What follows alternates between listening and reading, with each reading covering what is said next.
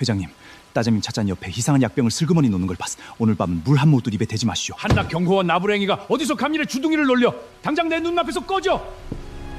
회장님, 따님이 회장님 찻잔 옆에 이상한 약병을 슬그머니 놓는 걸 제 두 눈으로 똑똑히 봤습니다. 오늘 밤은 물 한 모금도 입에 대지 마십시오. 폭우가 쏟아지는 늦은 밤, 수석 경호원 한강주는 목숨을 걸고 회장에게 진실을 고했습니다. 하지만 돌아온 것은 차가운 호통뿐이었습니다. 한낱 경호원 나부랭이가 어디서 감히 집안일에 주둥이를 놀려. 당장 내 눈앞에서 꺼져. 그렇게 쫓겨난 한강준의 등 뒤로 의붓딸 서유라의 입가에는 소름 끼치는 미소가 스쳐 지나갔습니다. 찻잔 속 가루는 그저 미끼였을 뿐 진짜 독은 이미 다른 곳에 숨겨져 있었습니다.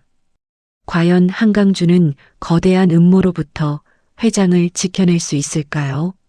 누명을 쓰고 쫓기는 신세가 된 한강준의 운명은 어떻게 될까요? 그리고 죽은 줄 알았던 또 다른 인물은 누구일까요? 오늘의 이야기 시작합니다. 이야기 시작 전에 구독을 꾹 눌러주세요. 오늘도 행복한 하루 되기를 기원합니다. 폭우가 천도그룹 회장 저택의 너른 지붕을 사정없이 두드리는 늦은 밤이었습니다. 검은 구름이 도시의 불빛을 모두 삼켜버린 듯 사방은 어두웠습니다. 저택 2층 서재에는 묵직한 가죽 냄새와 오래된 책 냄새가 가득했습니다. 벽난로의 불꽃이 천천히 흔들리며 두 사람의 그림자를 길게 늘어뜨렸습니다. 넓은 책상 앞에 앉은 최태권은 안경을 고쳤으며 서류 한 장을 손끝으로 어루만졌습니다. 그 맞은편에는 의붓딸 서유라가 단정한 검은 정장 차림으로 꼿꼿이 앉아 있었습니다. 두 사람 사이에 놓인 종이 한 장에는 천도그룹의 운명을 뒤바꿀 내용이 빼곡히 적혀 있었습니다. 유령 회사를 통한 핵심 지분 양도와 비자금 장부 파기를 맞바꾸는 계약서였습니다. 최태건은 만년필을 들어 서명란에 자신의 이름을 천천히 적어 내려갔습니다. 펜촉이 종이를 긁는 소리가 빗소리 사이로 또렷하게 울렸습니다. 자, 이걸로 다 끝났다. 그 골치 아픈 장부도 지분도 오늘 밤이면 깨끗하게 사라지는 거야. 속이 다 시원하구나. 최태건은 만족스러운 듯 입꼬리를 올리며 말했습니다. 서유라도 옅은 미소를 지으며 펜을 받아들었습니다. 잘 생각하셨어요, 아버지. 진작 이렇게 하셨어야죠. 이제 누구도 우리 회사를 흔들지 못할 거예요. 제가 다 알아서 할게요. 서유라는 부드러운 목소리로 대답하며 서명을 마쳤습니다. 하지만 그 차분한 얼굴 뒤에는 누구도 짐작하지 못할 검은 속내가 숨어 있었습니다. 서유라는 서류를 최태권에게 건네는 척하며 한쪽 손을 양복 소매 안으로 슬며시 집어넣었습니다. 손끝에는 작은 약병 하나가 잡혀 있었습니다. 하얀 가루가 담긴 그 정체불명의 약병을 서유라는 아주 자연스럽게 꺼냈습니다. 그리고 책상 위에 놓인 최태권의 찻잔 곁으로 손을 살짝 가져갔습니다. 서유라의 손끝은 미세한 떨림조차 없었습니다. 오랫동안 이 순간을 머릿속으로 수백 번 그려본 사람처럼 움직임은 매끄러웠습니다. 바로 그 순간이었습니다. 서재 문이 거칠게 열리며 한 남자가 성큼 안으로 들어섰습니다. 수석 경호원 한강준이었습니다. 문틈으로 모든 광경을 지켜보던 한강준은 단 한순간도 망설이지 않았습니다. 빠른 걸음으로 책상에 다가선 한강준은 일부러 발을 헛디딘 척 몸을 기울였습니다. 그 바람에 한강준의 팔꿈치가 찻잔을 강하게 쳤습니다. 찻잔은 바닥으로 떨어져 산산이 깨졌고 차는 카펫 위로 흩뿌려졌습니다. 아이고, 이거 죄송합니다, 회장님. 제가 발을 헛디뎌서 그만. 찬물이 다 쏟아져 버렸네요. 새로 한 잔 올리겠습니다. 한강준은 고개를 숙이며 말했지만 눈빛만큼은 날카롭게 서유라를 향하고 있었습니다. 서유라의 손에 들려있던 약병은 어느새 소매 안으로 사라진 뒤였습니다. 최태건은 인상을 찌푸리며 의자에서 몸을 일으켰습니다. 자네 지금 제정신인가? 노크 한 번 없이 들이닥쳐서 이 무슨 행패야? 누가 자네더러 이 방에 들어오라고 했어? 최태건의 목소리에는 짜증이 가득했습니다. 한강주는 자세를 바로 하고 최태건의 눈을 똑바로 바라보았습니다. 회장님, 무례를 무릅쓰고 한 말씀만 드리겠습니다. 방금 제 두 눈으로 똑똑히 봤습니다. 따님이 회장님 찻잔 옆에 이상한 약병을 슬그머니 놓는 걸 말입니다. 오늘 밤은 물 한 모금도 입에 대지 마십시오. 제발 부탁드립니다. 한강주는 또박또박 힘주어 말했습니다. 순간 서재 안에는 무거운 침묵이 내려앉았습니다. 빗소리만이 창문을 두드릴 뿐이었습니다. 최태건은 한강준을 한참 노려보다가 헛웃음을 터뜨렸습니다. 약병? 기가 막히는구먼.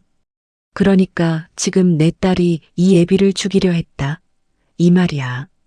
자네 머리가 어떻게 된 거 아닌가. 어디서 그런 망측한 소리를 함부로 짓거려. 최태건은 손가락으로 한강준을 가리키며 언성을 높였습니다. 한강준은 물러서지 않고 다시 입을 열었습니다. 제가 어찌 회장님 앞에서 없는 말을 지어내겠습니까? 분명히 받기에 드리는 말씀입니다. 딱 한 번만 이 한강준을 믿어주십시오. 시끄러워. 한낱 경호원 나부랭이가 어디서 감히 집안일에 주둥이를 놀려. 꼴도 보기 싫으니 당장 내 눈앞에서 꺼져. 최태건은 책상을 손바닥으로 내리치며 소리쳤습니다. 상속계약과 지분 확보에 눈이 먼 최태건의 귀에는 한강준의 말이 들어올 자리가 없었습니다. 한강준은 입술을 꾹 깨물었습니다. 턱 근육이 단단하게 굳어졌지만 더 이상 말을 보태지는 않았습니다. 한강준은 천천히 고개를 숙인 뒤 서재 밖으로 발걸음을 돌렸습니다. 그 모든 광경을 서유라는 미동도 없이 지켜보았습니다. 서유라의 차가운 시선은 서재를 나서는 한강준의 등에 못 박히듯 꽂혀 있었습니다. 입가에는 옅은 미소마저 걸려 있었습니다. 서유라는 이미 알고 있었습니다. 찻잔의 가루 따위는 미끼에 불과했다는 사실을 말입니다. 진짜 함정은 따로 있었습니다. 며칠 전부터 서유라는 최태건의 침대 머리맡에 놓인 생수병의 지연성 독극물을 조금씩 타두었습니다. 그 독은 사람의 몸속에서 천천히 퍼지다가 어느 날 갑자기 심장을 멈추게 만드는 무서운 것이었습니다. 한강준이 찻잔을 엎은 것은 서유라에게 아무런 타격도 되지 않았습니다. 오히려 한강준을 의심받게 만들 좋은 핑계가 하나 더 생긴 셈이었습니다. 서유라는 깨진 찻잔 조각을 내려다보며 속으로 비웃었습니다. 한강준은 서재를 나온 뒤에도 마음을 놓지 못했습니다. 복도를 걷는 한강준의 가슴 속에서는 불길한 예감이 점점 커져만 갔습니다. 특수부대 시절부터 한강준은 위험을 몸으로 느끼는 감각이 남달랐습니다. 오늘 밤 서유라의 눈빛은 단순한 욕심을 넘어선 무언가를 품고 있었습니다. 한강준은 그 차가운 눈빛을 떠올리며 등골이 서늘해졌습니다. 그냥 넘어가서는 안 된다는 생각이 머릿속을 가득 채웠습니다. 한강준은 곧장 저택 지하에 있는 메인 서버실로 향했습니다. 서버실 안은 기계가 돌아가는 낮은 소음과 차가운 공기로 가득했습니다. 한강준은 익숙한 손놀림으로 서재 안팎을 비추는 CCTV 저장 장치에 접근했습니다. 누구의 눈에도 띄지 않게 하드디스크 속 영상을 빼냈습니다. 그리고 미리 준비해둔 암호를 건 USB에 그 영상을 조용히 옮겨 담았습니다. 혹시라도 진실이 묻혀버릴 경우를 대비한 한강준만의 마지막 보루였습니다. 작업을 마친 한강준은 후배 경호원 강태호를 조용히 불렀습니다. 두 사람은 좁은 휴게실에 마주 앉아 화면을 들여다보았습니다. 강태호는 영상을 돌려보다가 미간을 좁혔습니다. 선배님, 이거 아무리 봐도 이상한데요. 따님 움직이는 게 어쩜 이렇게 깔끔합니까? 카메라 안 잡히는 데만 쏙쏙 골라서 다녔어요. 우연이라기엔 너무 딱딱 맞아떨어지는데요. 강태호가 화면을 가리키며 낮은 목소리로 말했습니다. 한강준은 고개를 끄덕였습니다. 그래, 내 말이 맞다. 이건 절대 우연이 아니야. 이 저택 어디에 카메라 사각지대가 있는지 손바닥 보듯 훤히 아는 사람이 한 짓이다. 그게 누구겠냐? 한강준은 팔짱을 끼며 화면을 노려보았습니다.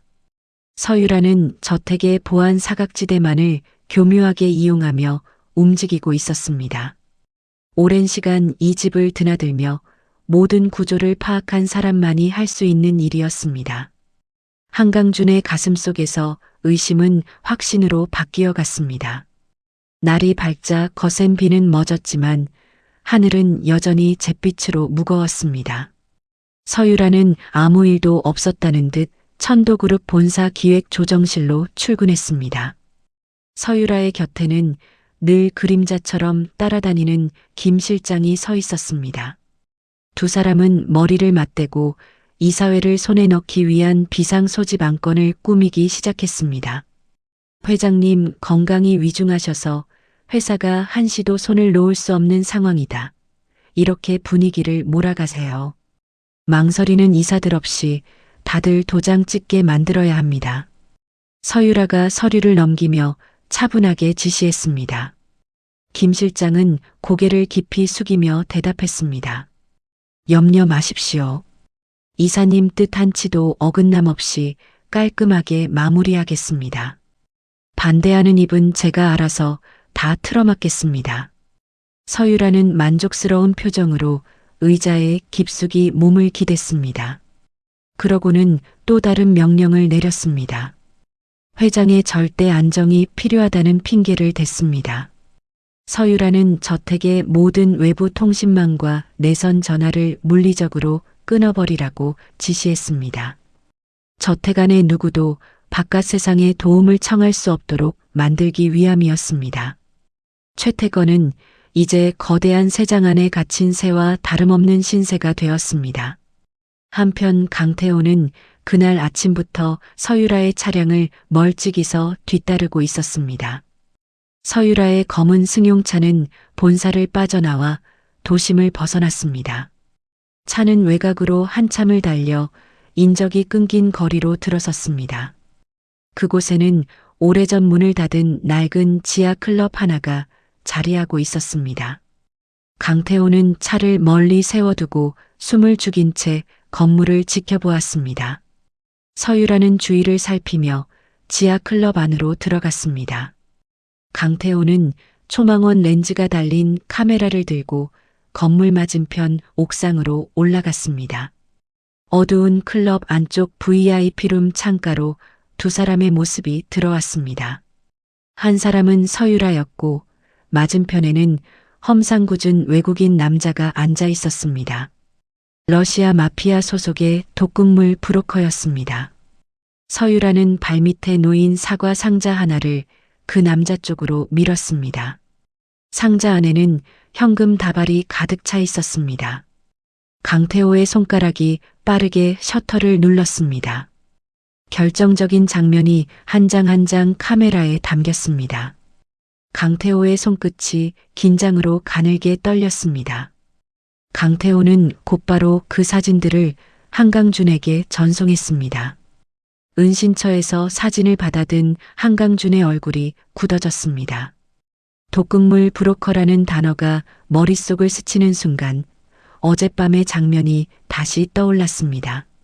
서유라가 찻잔에 가루를 두던 모습, 그리고 차가운 눈빛이 한꺼번에 밀려왔습니다. 한강준은 직감했습니다. 찻잔은 눈속임이고 진짜 위험은 회장의 곁에 가까이 놓인 무언가에 있다는 것을 말입니다. 회장의 생수병이 위험할지도 모른다는 생각이 한강준의 가슴을 무섭게 짓눌렀습니다. 한강준은 사진을 챙겨 곧장 천도그룹 본사로 달려갔습니다. 회장실이 있는 위층으로 향하는 한강준의 발걸음은 점점 빨라졌습니다. 그러나 회장실로 이어지는 긴 복도에 들어선 순간 한강준은 걸음을 멈췄습니다. 복도 양옆에는 처음 보는 덩치 큰 사내들이 줄지어 서 있었습니다. 서유라가 거액을 주고 사들인 외부 사설 무장 용역들이었습니다. 그들은 한강준을 막아서며 험악한 표정을 지었습니다. 여기서 한 발짝도 못 갑니다. 좋은 말 할 때 곱게 돌아가시지. 앞에 선 사내가 팔을 뻗어 한강준의 가슴을 밀었습니다. 한강준은 그 손을 천천히 내려다보았습니다. 시간이 없었습니다. 회장의 목숨이 분초를 다투고 있을지도 몰랐습니다. 한강준은 목에 메고 있던 넥타이를 풀어 손에 단단히 감았습니다. 그리고 허리춤에서 접이식 3단봉을 꺼내 한 번에 펼쳤습니다. 철컥하는 소리와 함께 봉이 길게 늘어났습니다. 비켜라. 다치고 싶지 않으면. 가장 먼저 달려든 사내의 팔을 한강준이 봉으로 내리쳤습니다. 사내가 비명을 지르며 무릎을 꿇었습니다. 한강준은 몸을 낮춰 다음 사내의 다리 관절을 정확히 꺾었습니다. 달려드는 자들의 급소와 관절을 한강준은 차례차례 노렸습니다. 좁은 복도 안에서 둔탁한 타격음과 신음이 끊이지 않았습니다. 한강준의 움직임에는 한치의 망설임도 없었습니다. 용역들은 하나둘씩 바닥에 쓰러져 일어나지 못했습니다. 복도 끝에서 한 남자가 천천히 모습을 드러냈습니다. 서유라가 거금을 주고 고용한 해외 용병 출신 킬러 잭이었습니다. 잭은 번뜩이는 단검을 손에 쥐고 한강준을 향해 다가왔습니다. 두 사람 사이에 팽팽한 긴장이 흘렀습니다. 네가 그 골칫거리 경호원이군. 여기까지 온 게 내 마지막 길이 될 거다. 잭이 입꼬리를 비틀며 낮게 말했습니다. 잭이 먼저 단검을 휘두르며 달려들었습니다. 한강준은 3단봉으로 그 칼날을 쳐내며 몸을 비틀었습니다. 칼끝이 한강준의 팔뚝을 스치며 피가 배어 나왔습니다. 한강준은 통증을 이를 악물고 참았습니다. 두 사람은 좁은 복도에서 거칠게 부딪혔습니다. 한강준은 마지막 힘을 다해 잭의 어깨를 밀어 벽으로 거세게 밀쳐냈습니다. 잭의 등이 벽에 부딪히며 둔탁한 소리가 났습니다. 그 틈을 놓치지 않고 한강준은 회장실 문을 향해 몸을 던졌습니다. 육중한 회장실 문이 한강준의 어깨에 부딪혀 활짝 열렸습니다. 그리고 한강준의 눈앞에 끔찍한 광경이 펼쳐졌습니다. 최태권이 책상 곁에 쓰러진 채 입가에 거품을 물고 있었습니다. 어젯밤 마신 생수에 들어있던 지연성 독이 마침내 발현된 것이었습니다. 독은 급성 심장 발작과 똑같은 모습으로 최태권의 몸을 덮쳤습니다. 한강준은 숨이 멎는 듯한 충격에 그 자리에 굳어버렸습니다. 그리고 쓰러진 최태권의 곁에는 서유라가 서 있었습니다. 서유라는 전화기를 귀에 댄 채 떨리는 목소리를 꾸며내고 있었습니다. 여보세요. 구급차 좀 빨리요. 우리 아버지가 갑자기 가슴을 부여잡고 쓰러지셨어요. 숨을 못 쉬세요. 제발 서둘러 주세요. 서유라는 눈물 한 방울 없는 눈으로 다급한 척 연기를 하고 있었습니다. 한강준과 눈이 마주친 순간 서유라의 입가에는 아주 잠깐 차가운 미소가 스쳐 지나갔습니다. 최태권이 응급실로 실려간 다음 날 아침이었습니다. 도시의 하늘은 잿빛 안개로 무겁게 가라앉아 있었습니다. 천도그룹 본사 꼭대기층 대회의실에는 차가운 긴장이 감돌았습니다. 긴 탁자를 둘러싸고 그룹의 이사들이 굳은 얼굴로 자리에 앉아 있었습니다. 정면의 커다란 스크린에는 최태건의 진단서가 큼지막하게 떠 있었습니다. 의사들을 매수해 만들어낸 가짜 진단서였습니다. 급성 심장 발작으로 회장이 의식을 잃었다는 거짓 내용이 적혀 있었습니다. 서유라는 검은 정장 차림으로 단상 앞에 섰습니다. 며칠 사이 더욱 차가워진 얼굴로 회의실을 천천히 둘러보았습니다. 보시다시피 아버지께서는 지금 깨어나지 못하고 계십니다. 회사가 단 하루도 주인 없이 떠 있을 수는 없는 노릇입니다.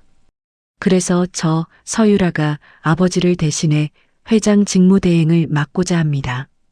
서유라는 한 글자 한 글자 또박또박 힘주어 말했습니다. 순간 회의실 곳곳에서 웅성거림이 일었습니다. 반대파 이사 몇몇이 의자를 밀치며 자리에서 벌떡 일어났습니다. 이게 말이 됩니까? 회장님 쓰러지신 지 하루 만에 직무대행이라니 너무 성급한 거 아닙니까? 머리가 희끗한 이사 하나가 목소리를 높였습니다. 바로 그때 서유라의 옆에 서 있던 김 실장이 앞으로 나섰습니다. 김 실장의 손에는 두툼한 서류 봉투 여러 개가 들려 있었습니다. 김 실장은 반대하던 이사들 앞으로 다가가 봉투를 하나씩 책상 위에 툭툭 던졌습니다. 열어보시죠. 그 안에 뭐가 들었는지는 본인들이 더 잘 아실 텐데요. 김 실장이 입꼬리를 올리며 낮게 말했습니다. 봉투를 열어본 이사들의 얼굴이 순식간에 새파랗게 질렸습니다. 그 안에는 각자가 숨겨온 비리 내역이 빠짐없이 담겨 있었습니다. 조금 전까지 목소리를 높이던 이사들은 입을 꾹 다물고 슬그머니 자리에 앉았습니다. 회의실은 다시 무거운 침묵에 잠겼습니다. 서유라는 그 광경을 내려다보며 만족스러운 미소를 지었습니다. 이렇게 직무대행 자리에 오른 서유라가 가장 먼저 손을 댄 것은 한강준이었습니다. 서유라는 그날로 한강준을 수석 경호원 자리에서 끌어내렸습니다. 그것으로도 모자라 한강준에게 끔찍한 죄를 뒤집어 씌웠습니다. 회장을 독살하려 했고 회사 기밀을 빼돌린 산업 스파이라는 누명이었습니다. 서유라는 직접 고발장을 꾸며 검찰에 접수했습니다. 진짜 독을 탄 사람이 오히려 죄 없는 사람을 범인으로 몰아세운 것이었습니다. 그 시각 한강준은 자신의 낡은 아파트에 머물고 있었습니다. 밤새 회장의 상태를 알아보려 애썼지만 모든 연락은 막혀 있었습니다. 한강준은 책상 위에 놓인 암호화된 USB를 손에 꼭 쥐었습니다. 이 작은 물건 하나가 진실을 밝힐 유일한 열쇠였습니다. 바로 그때 현관문 밖에서 요란한 발소리가 들려왔습니다. 쾅쾅쾅. 거친 두드림과 함께 검찰 수사관들의 목소리가 터져 나왔습니다. 한강준, 문 열어.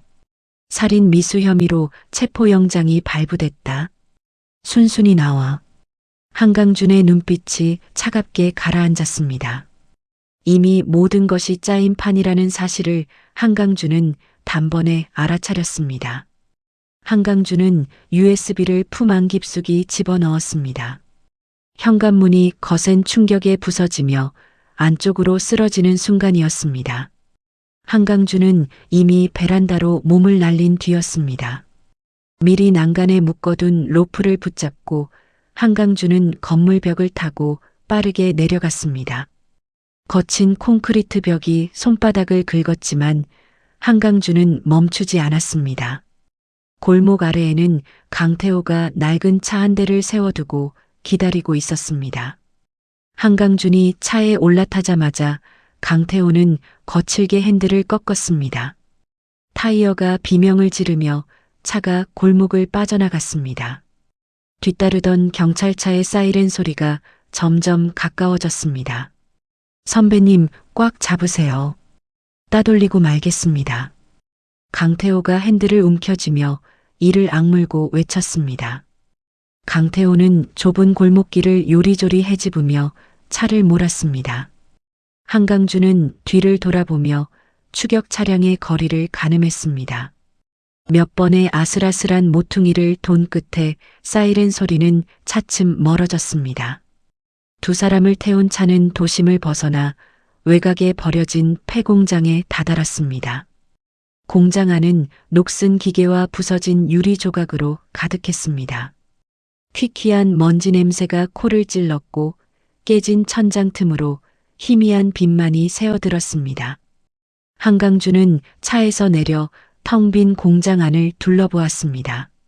가슴속에서는 분노와 막막함이 동시에 끌어올랐습니다. 평생을 원칙대로만 살아온 자신이 하루아침에 살인범으로 몰렸습니다. 한강주는 주먹을 꽉 쥐었습니다. 손등에 핏줄이 굵게 돋아났습니다. 기가 막히는구나. 회장을 지키려다가 내가 회장을 죽이려 한 놈이 됐어. 세상에 이런 법이 어디 있냐. 한강준이 낮게 내뱉었습니다. 강태호가 그 곁으로 다가와 어깨에 손을 얹었습니다. 선배님, 분하지만 지금은 살아남는 게 먼저입니다. 우리한테는 그 USB가 있잖습니까? 반드시 뒤집을 수 있습니다. 강태호의 목소리에는 흔들림 없는 믿음이 담겨 있었습니다. 한강준은 천천히 고개를 끄덕였습니다. 그 시각 서유라는 한강준을 완전히 짓밟을 또 다른 수를 두고 있었습니다.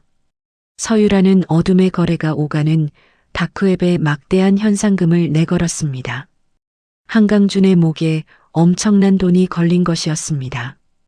이름난 청부업자들이 그 소문을 듣고 움직이기 시작했습니다. 킬러 잭을 우두머리로 한 용병 추적조가 도심 곳곳으로 흩어졌습니다. 이제 한강준은 경찰뿐 아니라 돈에 눈먼 살인자들에게까지 쫓기는 신세가 되었습니다. 폐공장 은신처에서 한강준은 가만히 앉아있지 않았습니다. 한강준은 어젯밤 강태호가 찍어보낸 사진 속 러시아 브로커를 떠올렸습니다. 그 브로커를 잡으면 서유라의 범행 전모를 밝힐 수 있을 터였습니다. 한강준은 강태호와 함께 브로커가 쓰던 대포폰의 발신 신호를 거꾸로 추적했습니다. 오랜 시간 화면을 들여다본 끝에 신호가 머무는 한 곳을 찾아냈습니다. 인천항 제3부두의 밀수입 창고였습니다. 밤이 깊어지자 한강준은 홀로 인천항으로 향했습니다.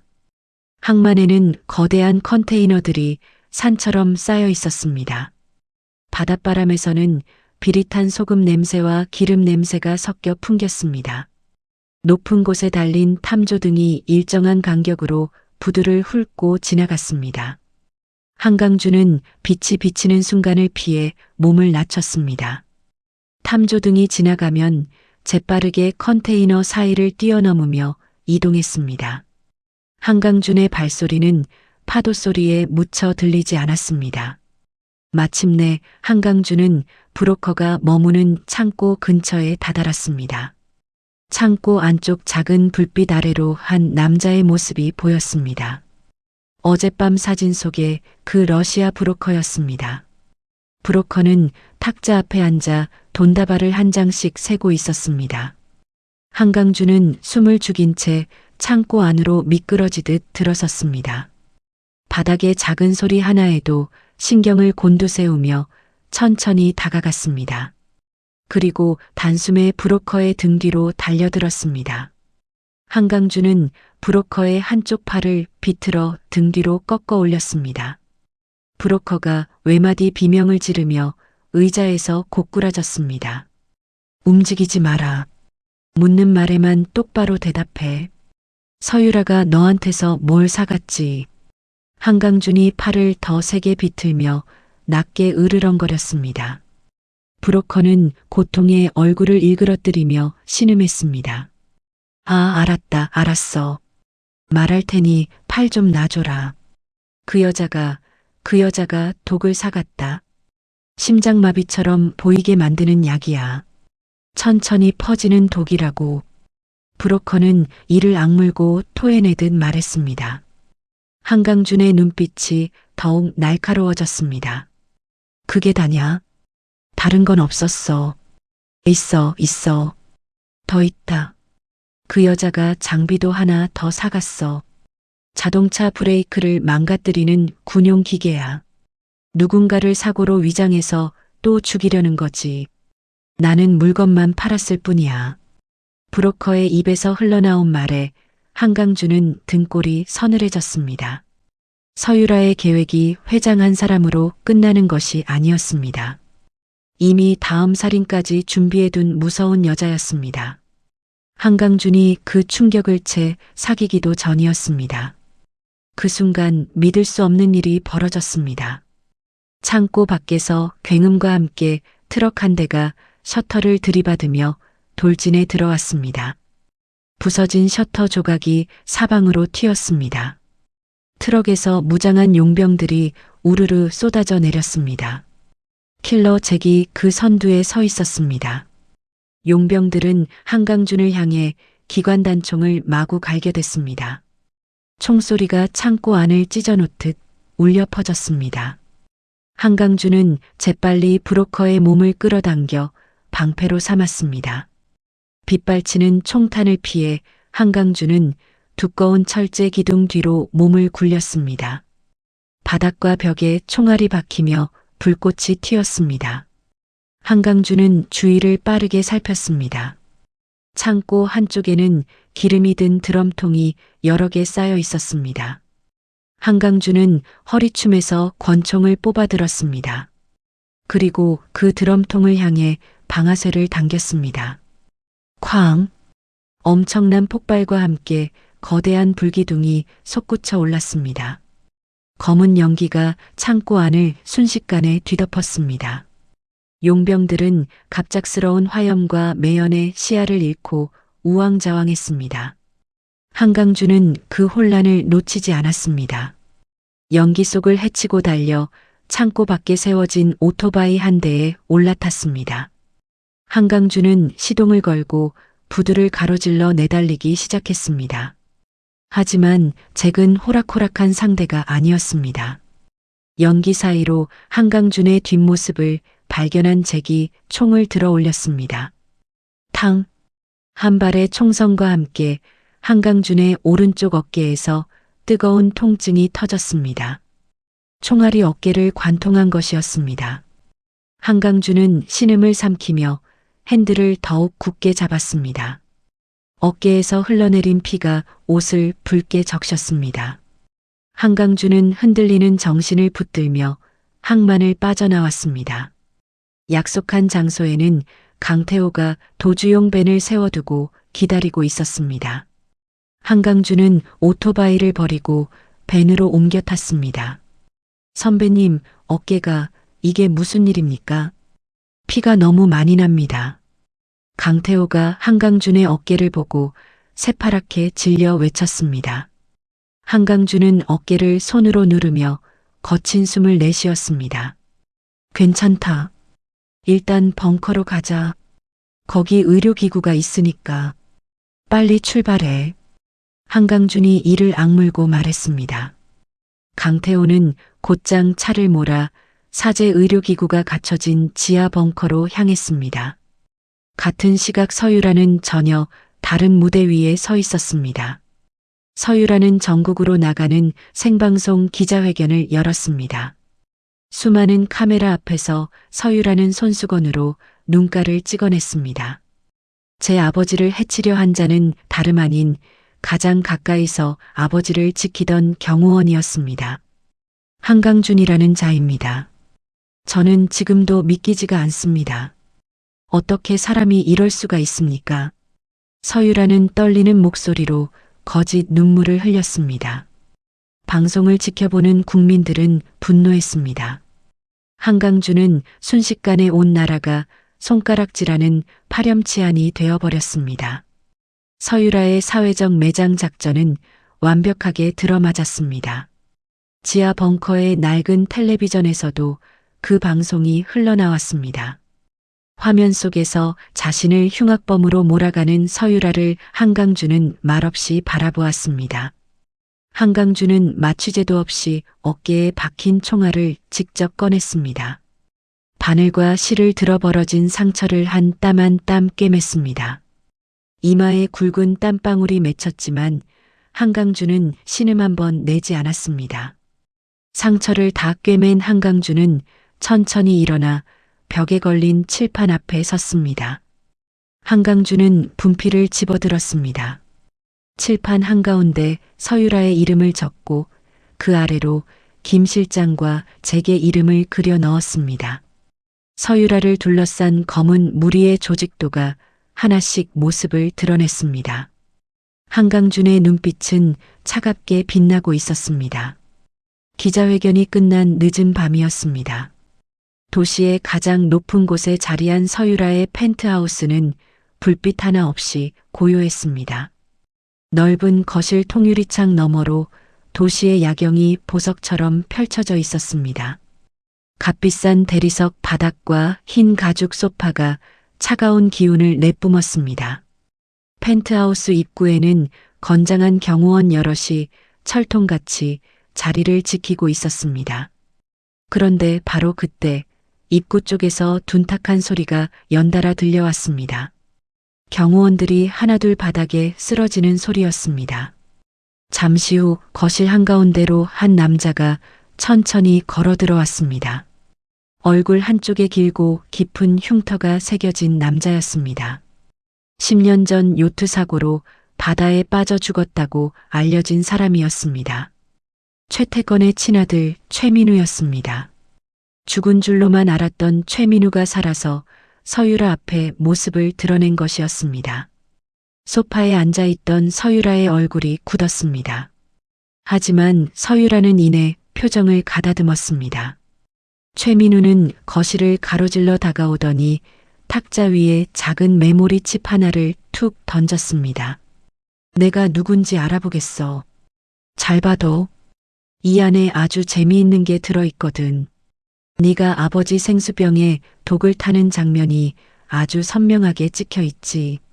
최민우가 입꼬리를 비틀며 차갑게 말했습니다.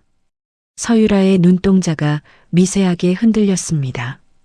초소형 스파이캠으로 찍은 원본 영상이었습니다. 최민우는 오래전부터 펜트하우스가 아닌 저택 곳곳에 카메라를 숨겨두고 있었습니다. 서유라의 모든 범행이 그 작은 칩 안에 고스란히 담겨 있었습니다. 원하는 게 뭐야? 죽은 사람이 이렇게 나타난 이유가 있을 거 아니야. 서유라가 애써 침착한 목소리로 물었습니다. 최민우는 소파에 거만하게 몸을 기대며 입을 열었습니다. 간단해. 이 영상을 세상에 뿌리지 않는 조건으로 천도그룹 지분의 절반을 내놓아라. 스위스에 있는 내 차명 계좌로 한 푼도 빠짐없이 넣어. 그러면 나는 다시 조용히 사라져주지. 최민우의 목소리에는 끈적한 탐욕이 묻어 있었습니다. 서유라는 잠시 입을 다물고 최민우를 응시했습니다.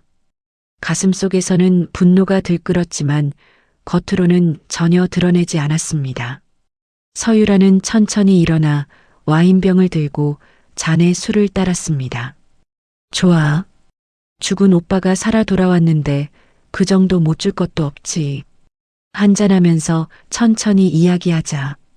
서유라는 부드러운 미소를 지으며 와인잔을 최민우에게 건넸습니다. 하지만 그 미소 뒤에서 서유라의 다른 손은 식탁 아래로 향하고 있었습니다. 식탁 밑에는 비상 버튼이 숨겨져 있었습니다. 서유라는 손끝으로 그 버튼을 조용히 눌렀습니다. 펜트하우스 옥상에 대기 중이던 킬러 잭에게 보내는 은밀한 신호였습니다. 잭은 신호를 받자마자 소음기를 단 저격총을 챙겨 들었습니다. 그 모든 상황을 멀리서 지켜보는 두 사람이 있었습니다. 한강준과 강태호였습니다. 강태호는 펜트하우스 맞은편 건물 옥상에서 특수한 도청 장비를 설치해 두었습니다. 유리창의 미세한 떨림을 읽어내 안에서 오가는 대화를 잡아내는 장비였습니다.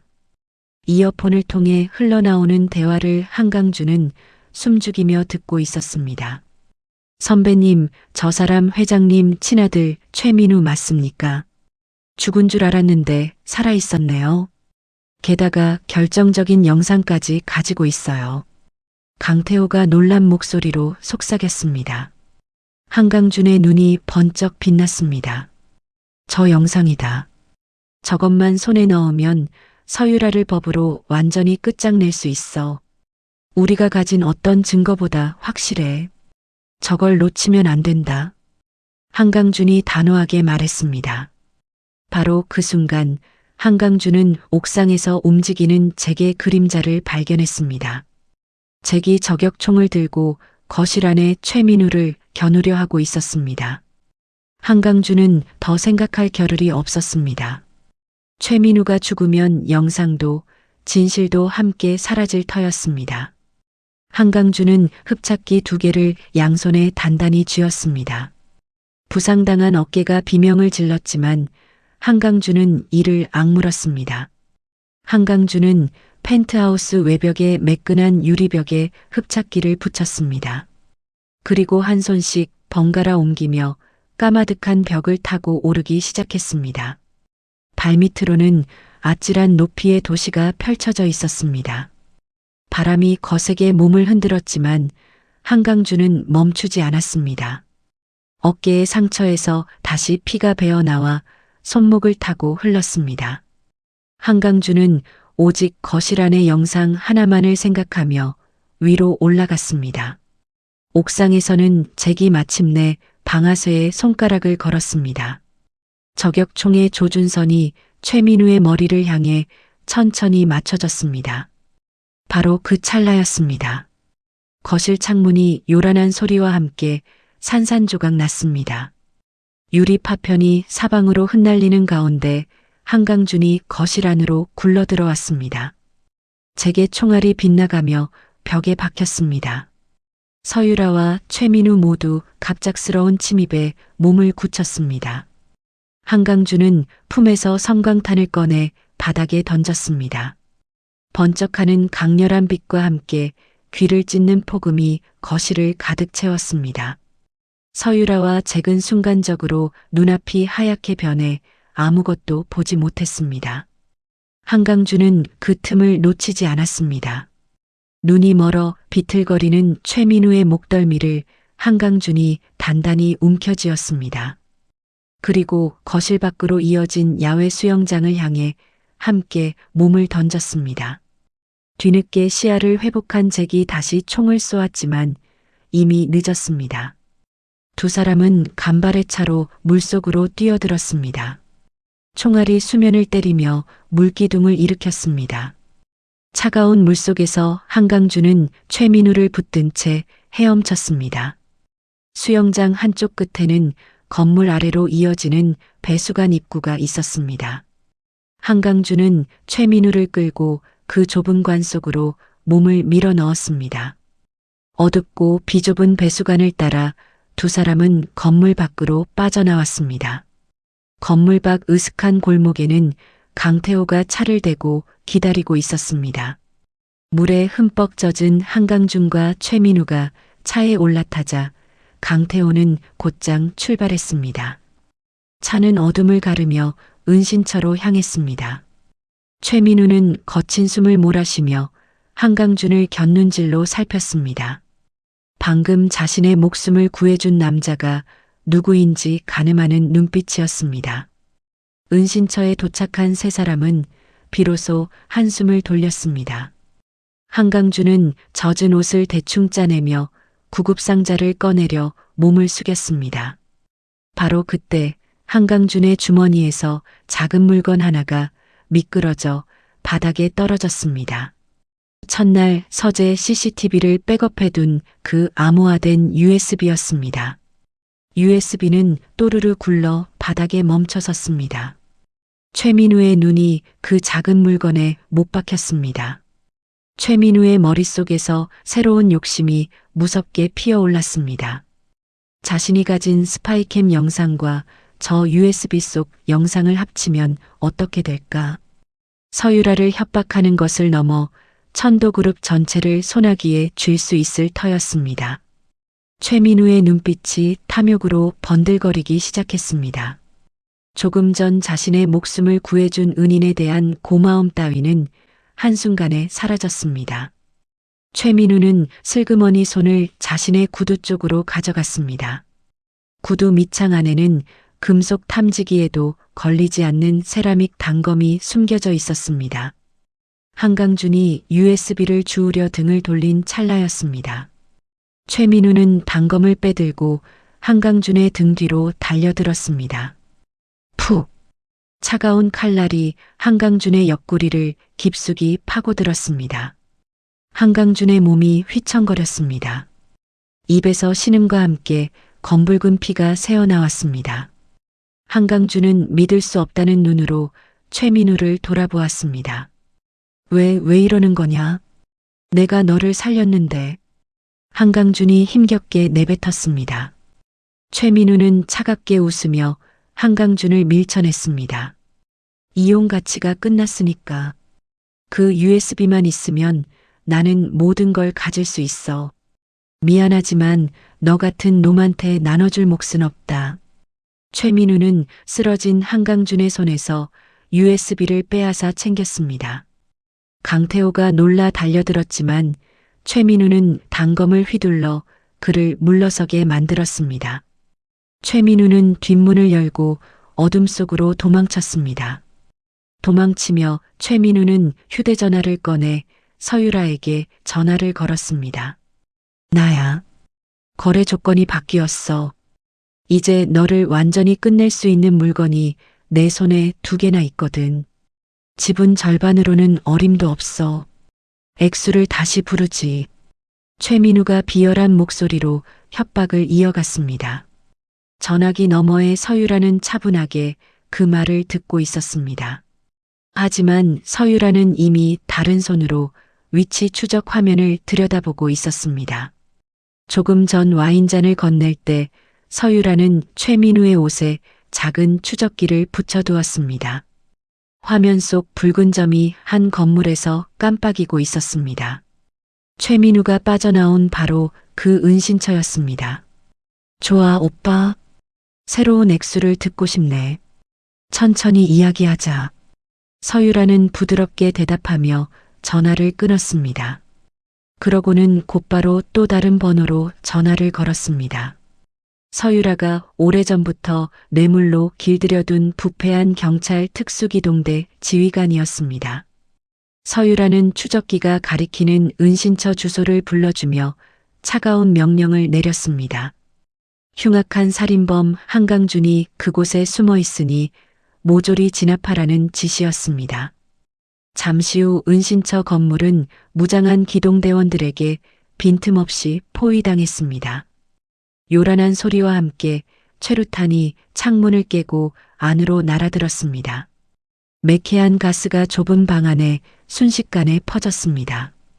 옆구리에서 피를 쏟던 한강준은 점점 의식이 흐려졌습니다. 강태호가 쇠파이프를 집어들고 문 앞을 막아섰습니다. 선배님은 제가 지킵니다. 한 놈도 못 들어오게 막겠습니다. 강태호가 눈물 어린 눈으로 소리쳤습니다. 강태호는 화염병에 불을 붙여 진입하는 기동대원들을 향해 던졌습니다. 불길이 치솟으며 대원들의 발이 잠시 묶였습니다. 하지만 수십 명의 대원을 강태호 혼자 막아내기에는 역부족이었습니다. 퇴로는 완전히 끊겼고 한강준의 숨은 점점 가늘어졌습니다. 바로 그 순간 천장 위에서 둔탁한 소리가 났습니다. 거실 천장에 달린 커다란 환풍구 덮개가 요란하게 떨어져 내렸습니다. 그 구멍을 통해 방독면을 쓴 정체불명의 인물이 줄을 타고 미끄러져 내려왔습니다. 방독면을 쓴 그 인물은 한마디 말도 없이 쓰러진 한강준에게 다가갔습니다. 그러고는 한강준을 가뿐히 어깨에 들쳐맸습니다. 이어서 손에 든 연막탄을 바닥에 던졌습니다. 짙은 연기가 방 안을 가득 채우며 모든 시야를 가렸습니다. 방독면을 쓴 인물은 연기를 틈타 강태호의 팔을 잡아 끌었습니다. 세 사람은 환풍구 너머 지하 하수구와 연결된 좁은 통로 속으로 빠르게 몸을 숨겼습니다.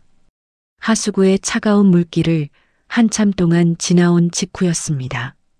세 사람은 오래전 문을 닫은 버려진 지하철역에 도착했습니다. 승강장에는 먼지가 두껍게 내려앉아 있었고 곳곳에 거미줄이 늘어져 있었습니다. 멈춰선 전동차 한 대가 어둠 속에 유령처럼 서 있었습니다. 축축한 곰팡이 냄새와 쇠 녹는 냄새가 코끝을 찔렀습니다. 멀리서 물방울 떨어지는 소리만이 일정한 간격으로 울려 퍼졌습니다. 방독면을 쓴 인물이 한강준을 조심스럽게 바닥에 내려놓았습니다. 그러고는 천천히 방독면을 벗었습니다. 드러난 얼굴은 앳된 청년의 것이었습니다.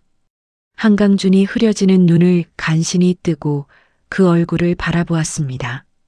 너는 이시우. 어떻게 네가 여기에?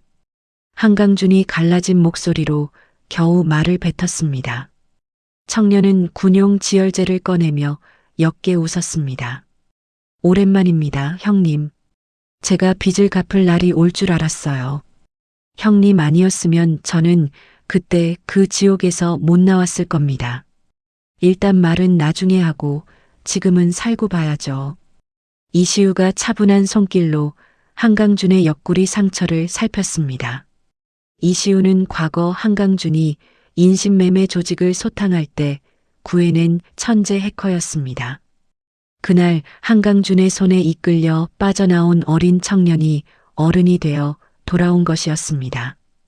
이시우는 능숙하게 지혈제를 상처에 발랐습니다. 벌어진 살을 단단히 눌러 피를 멈추게 했습니다. 한강준은 고통에 이를 악물면서도 이시우의 손길에 몸을 맡겼습니다. 응급처치를 마친 이시우는 승강장 한쪽으로 걸어갔습니다. 그곳에는 여러 대의 컴퓨터와 모니터가 빼곡히 놓여 있었습니다. 이시우가 전원을 켜자 화면들이 일제히 밝게 빛났습니다. 모니터에는 한강준이 그토록 찾아 헤매던 증거들이 가득 떠 있었습니다. 이시우가 천도그룹 메인 서버의 깊숙한 비밀 폴더를 해킹해 빼낸 자료들이었습니다. 형님, 이것 좀 보세요. 서유라가 독극물 값으로 보낸 돈의 흐름을 제가 다 추적했습니다. 그리고 이건 서유라가 잭한테 사람을 죽이라고 보낸 편지들이에요. 날짜랑 내용까지 전부 남아 있습니다. 이시우가 화면을 하나씩 가리키며 설명했습니다. 한강준은 모니터를 바라보며 마른 침을 삼켰습니다. 배신과 절망의 늪에 빠져 있던 한강준의 가슴에 다시 불씨가 살아났습니다. USB는 최민우에게 빼앗겼지만 이시우가 더 강력한 증거들을 손에 쥐고 있었습니다. 한강준의 눈빛이 다시 단단하게 빛나기 시작했습니다. 상처가 어느 정도 아물자 한강준은 자리에서 천천히 일어났습니다. 한강준은 승강장 벽에 걸린 낡은 화이트보드 앞에 섰습니다. 강태호와 이시우가 그 곁으로 모여들었습니다. 한강준은 보드 위에 천도그룹 본사의 구조를 그려나갔습니다. 지하 주차장부터 꼭대기층 회장실까지 빠짐없이 표시했습니다. 우리한테는 시간이 없다. 서유라가 무슨 짓을 더 벌이기 전에 끝내야 해. 증거를 세상에 터뜨릴 자리가 필요하다. 가장 많은 사람이 보는 곳에서 말이야. 한강준이 보드를 가리키며 말했습니다. 이시우가 손을 들어 의견을 보탰습니다. 형님, 곧 주주총회가 열린다는 정보를 빼냈어요. 서유라가 그 자리에서 회사를 통째로 팔아넘기려는 모양입니다. 수백 명이 모이는 자리예요. 거기보다 좋은 무대는 없습니다. 이시우의 말에 한강준이 고개를 끄덕였습니다. 세 사람은 머리를 맞대고 본사 침투 작전을 짜기 시작했습니다. 다음 날 늦은 밤이 되었습니다. 작전이 시작되었습니다. 이시우는 지하철역 서버실에 앉아 손가락을 빠르게 움직였습니다. 이시우는 천도그룹 보안망에 엄청난 양의 가짜 신호를 한꺼번에 쏟아부었습니다. 천도그룹 보안팀은 갑작스러운 공격에 정신이 팔려 우왕좌왕했습니다. 그 틈을 타 이시우는 천도그룹 메인 시스템 깊숙이 악성 코드를 심었습니다. 코드가 작동하자 본사 건물 전체의 전기가 한순간에 꺼졌습니다. 지하 주차장의 모든 카메라와 전자출입문이 동시에 먹통이 되었습니다. 어둠이 내려앉은 그 순간 한강준과 강태호가 움직였습니다. 두 사람은 야간 투시경을 쓰고 본사 지하 4층 비밀 주차장으로 잠입했습니다. 그곳에는 서유라가 비자금을 옮기는 데 쓰는 특수 수송 차량이 세워져 있었습니다. 선배님, 차량 발견했습니다. 경비대원들이 주위에 깔려 있어요. 강태호가 낮게 속삭였습니다. 한강준은 손짓으로 신호를 보냈습니다. 강태호가 작은 장비 하나를 꺼내 차량을 향해 던졌습니다. 펑! 작은 폭발음과 함께 강한 전자 충격파가 퍼졌습니다. 수송 차량의 모든 전자 장비와 시동이 한순간에 마비되었습니다. 차량의 통신도 완전히 끊겼습니다. 무장한 경비대원들이 놀라 달려들었습니다. 한강준과 강태호는 3단봉과 전기 충격기로 그들을 순식간에 제압했습니다. 한강준의 부상당한 몸이었지만 움직임에는 빈틈이 없었습니다. 쓰러진 대원들을 두 사람은 차례로 단단히 묶었습니다. 한강준은 수송 차량 뒷문으로 다가갔습니다. 차량 안에는 두꺼운 철제 금고가 자리하고 있었습니다. 한강준은 미리 준비해온 산소 용접기를 꺼냈습니다. 파란 불꽃이 철문을 천천히 녹여 내려갔습니다. 한참 만에 금고 문이 떨어져 나갔습니다. 그 안에는 서유라가 직접 손으로 쓴 뇌물 명단이 들어 있었습니다. 정치인과 관료들의 이름, 건넨 액수까지 빼곡히 적힌 원본이었습니다. 그 옆에는 그동안의 비밀 장부까지 함께 들어 있었습니다. 한강준은 그 서류들을 조심스럽게 가방에 옮겨 담았습니다. 이거다. 서유라가 어떤 변명을 해도 빠져나갈 수 없는 증거야. 자기 손으로 직접 쓴 거니까. 한강준이 서류를 들어보이며 낮게 말했습니다. 강태호의 얼굴에도 결의가 차올랐습니다. 같은 시각 서유라는 또 다른 거짓을 세상에 퍼뜨리고 있었습니다. 서유라는 사람의 얼굴과 목소리를 감쪽같이 흉내내는 기술로 가짜 영상을 만들었습니다. 화면 속에는 병상에 누운 최태건이 힘겹게 입을 여는 모습이 담겨 있었습니다. 회사를 팔아 정리하라는 가짜 유언이었습니다. 서유라는 그 조작된 영상을 언론에 뿌렸습니다. 그리고 다음 날 아침 주주총회를 열어 그룹 매각을 밀어붙이겠다고 발표했습니다. 지하철역으로 돌아온 한강준은 확보한 증거들을 펼쳐놓았습니다. 한강준은 뇌물 명단과 비밀 장부를 한 장씩 스캔했습니다. 이시우가 서버에서 빼낸 독극물 구매 증거도 함께 정리했습니다. 한강준은 평소 알고 지내던 탐사보도, 언론사의 사회부장을 떠올렸습니다. 한강준은 추적이 불가능한 익명 메일을 만들어 그 모든 자료를 보냈습니다. 진실이 세상 밖으로 나갈 첫 번째 통로를 열어둔 것이었습니다. 한편 이시우는 또 다른 곳으로 결정적인 정보를 보냈습니다. 이시우는 해킹으로 알아낸 독극물의 정확한 성분 정보를 정리했습니다. 그리고 최태건을 진심으로 걱정하는 양심적인 주치의에게 보냈습니다. 보안 메신저를 통해 익명으로 은밀히 전송했습니다. 이 성분표만 있으면 주치의는 올바른 해독 치료를 시작할 수 있을 터였습니다. 사경을 헤매는 최태건을 살릴 마지막 희망이 조용히 전달되었습니다. 다음 날 아침이 밝았습니다. 주주총회는 도심 한복판의 천도호텔 대연회장에서 열릴 예정이었습니다. 호텔 입구에는 금속 탐지기가 설치되어 모든 사람을 검사하고 있었습니다. 한강준 일행은 장비를 안으로 들여보낼 방법을 찾아야 했습니다. 강태호가 식자재를 나르는 운반 카트에 주목했습니다. 강태호는 카트 바닥에 작은 공간을 만들어 장비들을 숨겼습니다. 그 위에 채소와 고기 상자를 잔뜩 쌓아 올렸습니다. 강태호는 주방 직원으로 위장해 카트를 밀고 연회장 주방으로 들어갔습니다. 금속 탐지기는 식자재 카트를 그냥 통과시켰습니다. 장비는 무사히 연회장 안으로 들어왔습니다. 이시우는 멀리 떨어진 곳에서 호텔 시스템에 침투했습니다. 이시우는 호텔의 방송 송출 장치와 대형 화면 제어권을 손에 넣었습니다. 이제 한강준의 신호만 떨어지면 언제든 진실을 화면에 띄울 수 있었습니다. 이시우는 모든 설정을 마치고 한강준의 연락을 기다렸습니다. 한강준은 가장 위험한 자리를 직접 맡았습니다. 한강준은 연회장 천장에 먼지 쌓인 배관실로 기어 들어갔습니다. 좁은 환풍구를 따라 한강준은 천천히 몸을 밀고 나아갔습니다. 부상당한 옆구리가 욱신거렸지만 한강준은 숨소리조차 죽였습니다.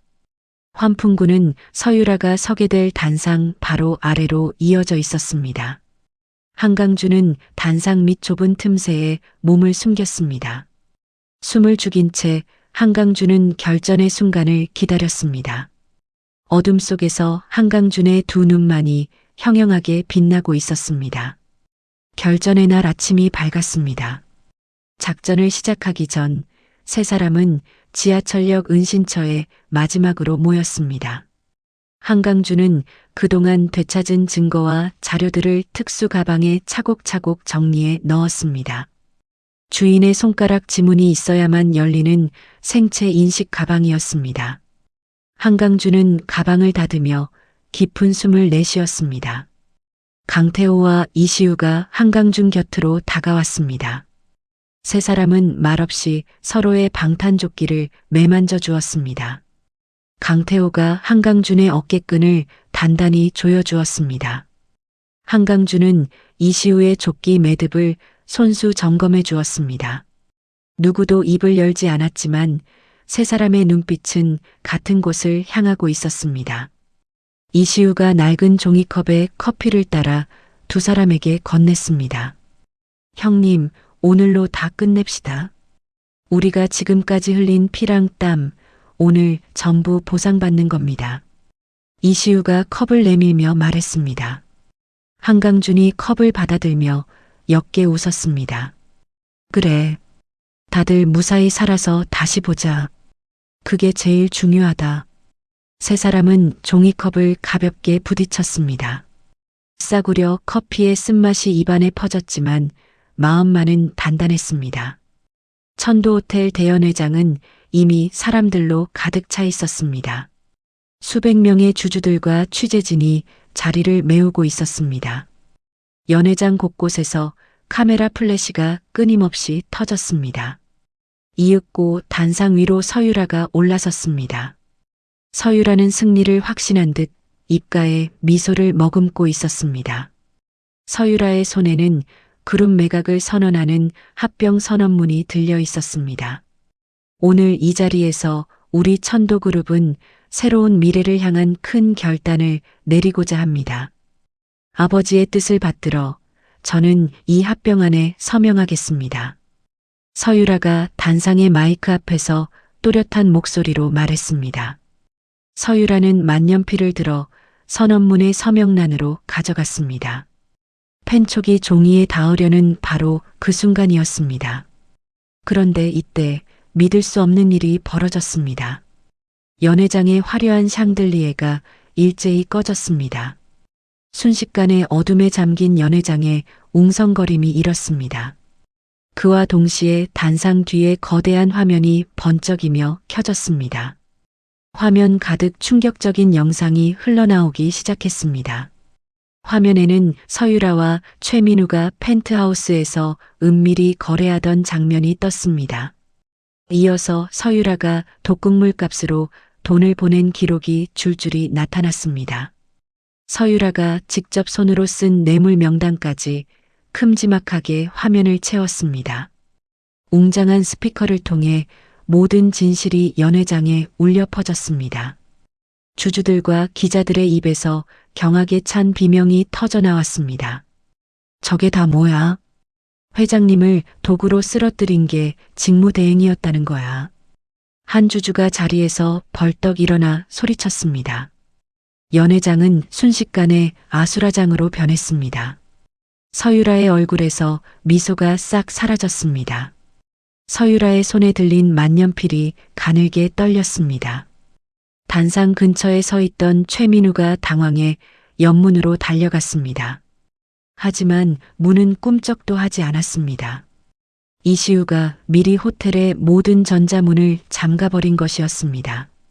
최민우는 잠긴 문을 미친 듯이 두드렸지만 소용없었습니다. 빠져나갈 구멍은 어디에도 없었습니다. 무대 아래에 숨어있던 킬러 잭이 권총을 꺼내 들었습니다. 잭은 화면을 송출하는 장치를 부수려고 단상 쪽으로 다가갔습니다.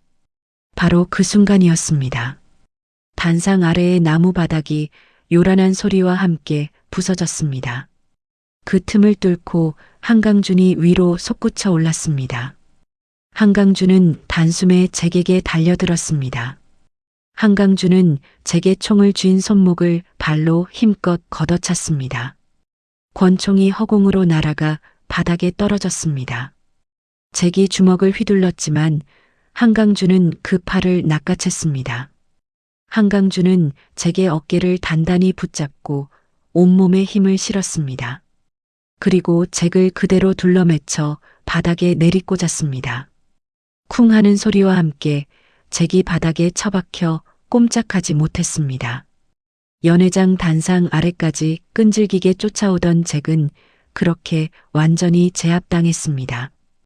그 순간 굳게 닫혀있던 연회장 정문이 활짝 열렸습니다.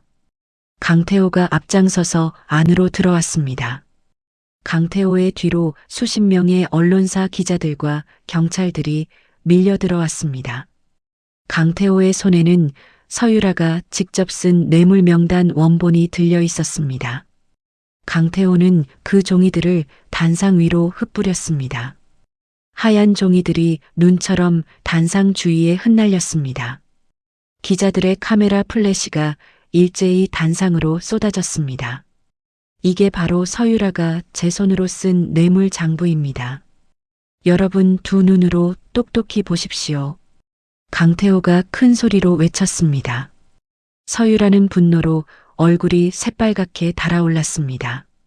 서유라는 들고 있던 마이크를 바닥에 집어던졌습니다. 못들 하는 거야. 내 경호원들 다 어디 갔어. 당장 이자들을 끌어내. 서유라가 악을 쓰며 소리쳤습니다. 하지만 사설 경호원들은 이미 어디에도 보이지 않았습니다. 대신 경찰 광역수사대원들이 단상 위로 뛰어 올라갔습니다. 대원들은 서유라의 양팔을 단단히 붙잡았습니다. 서유라의 손목에 차가운 수갑이 채워졌습니다. 잠긴 문 앞에서 발버둥 치던 최민우에게도 수갑이 채워졌습니다. 서유라는 고개를 푹 숙인 채 대원들에게 끌려나갔습니다. 조금 전까지 승리를 확신하던 모습은 어디에도 없었습니다. 한강준은 그 광경을 묵묵히 바라보았습니다. 연회장 바닥에는 최태권의 이름이 적힌 명패가 나뒹굴고 있었습니다. 한강준은 천천히 다가가 그 명패를 집어들었습니다. 그리고 단상 위에 바로 세워놓았습니다. 주인 잃은 자리를 제자리로 되돌려 놓는 손길이었습니다. 연회장 밖 세상도 발칵 뒤집혔습니다. 모든 방송이 정규 편성을 멈추고 긴급 속보를 내보냈습니다. 서유라와 그 무리가 살인 미수와 거액의 횡령 혐의로 붙잡혔다는 소식이었습니다. 서유라가 수갑을 차고 끌려가는 장면이 전국에 그대로 중계되었습니다. 거짓 눈물로 국민을 속이던 여자의 진짜 얼굴이 만천하에 드러났습니다. 한강준은 연회장 한쪽에 서서 길게 숨을 내쉬었습니다. 오랜 시간 목을 조이던 거짓의 성이 마침내 무너져 내렸습니다. 한강주는 목에 메고 있던 넥타이를 천천히 느슨하게 풀었습니다. 참고 또 참아온 숨이 가슴 깊은 곳에서 길게 빠져나왔습니다. 온몸에 상처가 욱신거렸지만 마음만은 더없이 후련했습니다. 강태호와 이시우가 한강준 곁으로 다가와 나란히 섰습니다. 세 사람은 말없이 서로를 바라보며 옅은 미소를 지었습니다. 바로 그 시각 멀리 떨어진 병원에서도 또 하나의 기적이 일어나고 있었습니다. 최태권이 누운 중환자실이었습니다. 양심적인 주치의는 이시우가 보낸 독극물 성분표를 받아들었습니다. 주치의는 그 정보를 바탕으로 올바른 해독 치료를 시작했습니다. 며칠 동안 잘못된 치료에 시달리던 최태권의 몸이 조금씩 반응하기 시작했습니다. 멈춰가던 심장이 다시 힘차게 뛰었습니다. 얼마 후 최태권은 입에 물려있던 산소호흡기를 떼어냈습니다. 감겨있던 두 눈이 천천히 떠졌습니다. 사경을 헤매던 최태권이 마침내 의식을 되찾은 것이었습니다. 모든 재판이 끝난 6개월 후였습니다. 대법원의 마지막 판결이 열리는 법정은 무거운 정적에 휩싸여 있었습니다. 높은 천장 아래로 사람들의 숨소리조차 크게 들렸습니다. 서유라와 최민우는 이름난 큰 법무법인을 동원해 끝까지 무죄를 주장했습니다. 하지만 한강준이 모은 증거 앞에서 그 어떤 변명도 통하지 않았습니다. 재판부가 천천히 입을 열었습니다. 피고인 서유라와 피고인 최민우에게 무기징역을 선고한다. 판결이 떨어지는 순간 법정 안이 술렁였습니다. 서유라의 얼굴이 하얗게 질렸습니다. 두 사람은 푸른 수의를 입은 채 호송차에 올랐습니다. 법원 앞에 모인 사람들이 두 사람을 향해 날달걀을 던졌습니다. 취재진의 카메라 플래시가 비처럼 쏟아졌습니다. 한때 천도그룹을 손에 쥐려던 두 사람은 비참한 모습으로 끌려갔습니다. 교도소의 차가운 독방에 갇힌 서유라는 점점 정신을 놓아갔습니다. 서유라는 회색 벽을 바라보며 과거의 화려한 시절을 떠올렸습니다. 값비싼 드레스를 입고 사람들의 박수를 받던 환상에 잠겼습니다. 서유라는 텅 빈 허공을 향해 보이지 않는 술잔을 들어 올렸습니다. 아무도 없는 독방에서 혼자 건배하는 신용을 했습니다. 모든 것을 가지려던 욕심의 끝은 그렇게 처참한 파멸이었습니다. 기적적으로 살아난 최태권은 천도그룹의 경영권을 다시 굳건히 되찾았습니다. 건강을 회복한 최태권은 어느 날 한강준을 회장실로 불렀습니다. 넓은 회장실 창밖으로 도시의 풍경이 시원하게 펼쳐져 있었습니다. 최태권은 책상 위에 서류 한 장과 백지 수표를 내밀었습니다. 그룹의 보안을 총괄하는 이사 자리를 약속하는 계약서였습니다. 자네 덕분에 내가 살았고 회사도 살았다. 이제 자니가 이 회사의 안방을 지켜주게 해. 금액은 자니가 직접 적게 해. 얼마든 좋아. 최태권이 진심 어린 목소리로 말했습니다. 한강준은 잠시 그 서류를 내려다보았습니다. 한때 그토록 충성을 바쳤던 자리였습니다. 하지만 한강준의 마음은 이미 다른 곳을 향해 있었습니다. 한강준은 말없이 정중하게 고개를 숙였습니다. 그동안 고마웠습니다, 회장님. 하지만 저는 이만 물러가겠습니다. 저한테는 이 자리보다 더 소중한 게 생겼습니다. 한강준은 품에서 낡은 수석 경호원 출입증을 꺼냈습니다. 그리고 회장실 책상 위에 조용히 내려놓았습니다. 최태권은 한참 동안 한강준을 바라보다가 천천히 고개를 끄덕였습니다. 더 이상 붙잡지 않았습니다. 한강준은 마지막으로 고개를 숙인 뒤 회장실을 나섰습니다. 본사 1층 로비에는 강태호가 한강준을 기다리고 있었습니다. 한강준은 강태호에게 서류 한 장을 건넸습니다. 한강준이 직접 차린 사설 경호업체의 대표 자리를 강태호에게 넘기는 서류였습니다. 태호야, 이제 네가 사람들을 지켜라. 너라면 잘할 거다. 내가 곁에서 본 사람 중에 너만큼 믿을 만한 놈이 없었어. 한강준이 강태호의 손을 굳게 잡으며 말했습니다. 강태호의 눈가가 붉어졌습니다. 형님, 정말 고맙습니다. 형님 이름에 부끄럽지 않게 잘 키우겠습니다. 강태호가 한강준의 손을 두 손으로 맞잡았습니다. 두 사람은 오랫동안 굳은 악수를 나누었습니다. 한강준은 이어서 이시우에게 다가갔습니다. 한강준은 작은 하드웨어 지갑 하나를 이시우의 손에 쥐어주었습니다. 그 안에는 이시우가 새로운 보안 회사를 차릴 수 있는 자금이 담겨 있었습니다. 시우야, 이제 내 재주를 좋은 곳에 써라. 나쁜 놈들 잡는 데 말고 사람들 지키는 데 쓰는 거다. 알았지. 한강준이 이시우의 어깨를 가볍게 두드렸습니다. 이시우는 환하게 웃으며 고개를 끄덕였습니다. 네, 형님. 형님 같은 사람들 더 못 다치게 제가 든든한 방패 하나 만들겠습니다. 이시우의 목소리에는 단단한 다짐이 담겨 있었습니다. 한강준은 단출한 더플백 하나만 어깨에 맨 채 본사를 나섰습니다. 거대한 회전문을 밀고 나오는 한강준의 발걸음은 가벼웠습니다. 한강준은 메고 있던 정장 넥타이를 풀어들었습니다. 그리고 길가의 쓰레기통에 미련 없이 던져 넣었습니다. 오랜 세월 자신을 올가매던 것들과의 작별이었습니다. 한강준은 낡은 갤로퍼 지프차에 몸을 실었습니다. 시동을 걸고 한강준은 도심을 천천히 빠져나갔습니다. 거대한 빌딩 숲이 백미러 너머로 점점 멀어졌습니다. 끝없는 욕망과 음모로 가득했던 그 도시가 아스라이 사라져갔습니다. 한강준은 남쪽 바다를 향해 차를 몰았습니다.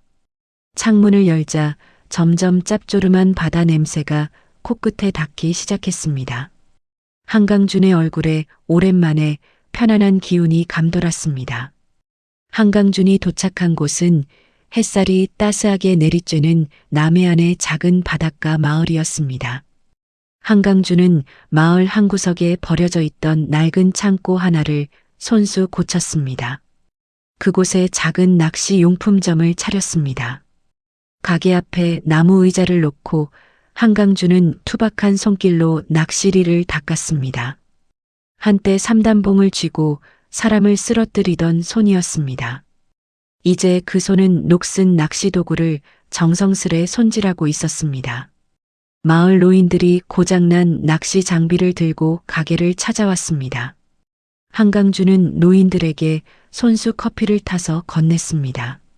한강준의 얼굴에는 피로 얼룩졌던 지난날의 날 선 눈빛이 사라지고 없었습니다. 대신 따뜻하고 평온한 미소가 자리 잡고 있었습니다. 노인들은 한강준을 마음씨 좋은 청년이라며 반겼습니다. 한강준은 그렇게 마을 사람이 되어갔습니다. 노을이 바다를 붉게 물들이는 해질녘이었습니다. 한강준은 캔맥주 하나를 들고 방파제 끝에 걸터 앉았습니다. 잔잔한 파도가 발밑에서 부서졌습니다. 그때 등 뒤에서 익숙한 자동차 엔진 소리가 들려왔습니다. 한강준이 천천히 고개를 돌렸습니다.